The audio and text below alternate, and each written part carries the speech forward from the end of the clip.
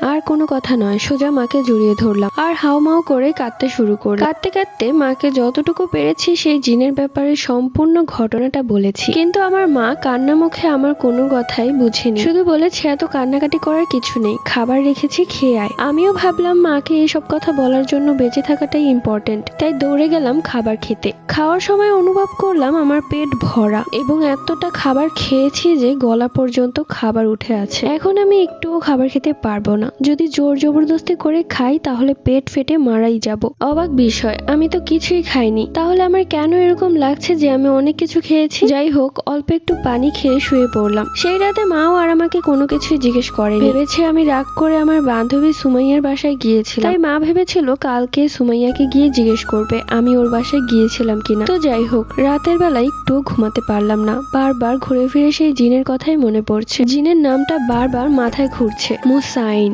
জিনটা দেখতে ভয়ঙ্কর হলেও অনেকটাই হ্যান্ডসাম। এইরকম একটা জিন জামাই হিসেবে পাওয়াটা ভাগ্যের ব্যাপার। যদি সে জিন না হয়ে মানুষ হতো তাহলে তাকেই বিয়ে করে ফেলতাম। যাই হোক, এসব কথা ভাবতে ভাবতে হঠাৎ করেই আমার জানালায় কেউ টোকা দিল। রাত তখন 2টা বাজে। হঠাৎ করে বুকটা কেঁপে উঠলো, কে টোকা দিচ্ছে এত রাতে, কার এত সাহস? তারপরেও সাহস করে জানালাটা খুললাম। খুলে দেখি জানালার বাহিরে একটা সাদা কবুতর বসে আছে। জানালা খোলার সাথে সাথে সেই কবুতরটা ভেতরে প্রবেশ করলো। আমি মনে মনে ভাবতে লাগলাম এই কবুতর কোত্থেকে আসলো। এমনিতে ছোট থেকে কবুতর আমার অনেক পছন্দ। ছোটবেলায় আমি 2টো কবুতর পালতাম, নিজের সন্তানের মতো আদর করতাম। আর এই সাদা কবুতরটাকে দেখেও আমার ভীষণ মায়া হচ্ছে। যে না এক পা দুপা করে সেই কবুতরটাকে ধরতে যাব, ঠিক ওই মুহূর্তে কবুতরের ভেতর থেকে একটা সাদা ধোঁয়ার মতো বের হতে লাগলো। তা দেখে আমি কিছুটা ভয় পেয়ে পেছনে সরে গেলাম এবং দেখলাম সেই কবুতরটা আস্তে আস্তে সেই জিনের রূপ ধারণ করলো। সে আমার রুমে চলে এসেছে। ভাবা যায় কার পাল্লায় পড়েছে। এবার আর তাকে ভয় না পেয়ে বললাম, কি সমস্যা আপনার?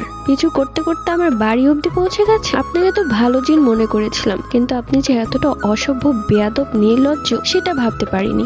এক্ষুনি আমার রুম থেকে বেরিয়ে যান, নয়তো লাঠিপেটা করে বের করবো। এইসব কথা শুনে জিনটা একদম আমার কাছে চলে আসে আর বলে, লাঠিপেটা করে বের করবে আমাকে? ঠিক আছে, বের করো, তবে শুনে রাখো তোমাকে আমার মনে ধরেছে, যদি যেতেই হয় তাহলে আমি তোমাকে নিয়ে যাব। তখন আমার এত পরিমাণ লজ্জা লাগছিল যে আমি আর কিছুই বললাম না, ভ্যা ভ্যা করে কান্না শুরু করে দিলাম। আমি আবার ছোটবেলা থেকে লজ্জা পেলে কান্না করে দিই। আমার কান্না দেখে সেই জিনটা ভ্যাবা জায়গা খেয়ে গেল আর বলল, আরে কি হয়েছে, তুমি এভাবে কান্না করছো কেন? আমি কি তোমাকে বকেছি? ওই রুম থেকে আমার কান্নার শব্দে মা এই রুমের দিকেই আসছে। তখনই সেই জিনটা গায়েব হয়ে যায় আর মা আমাকে বলে, কি হয়েছে, কান্না করছিস কেন? আমি তখন মাকে বললাম যে একটা খারাপ স্বপ্ন দেখেছি, তাই কান্না করছি। এরপর মা চলে যায়। আমি আবারও ঘুমানোর চেষ্টা করি, কিন্তু ঘুম আসছিল না। পরবর্তী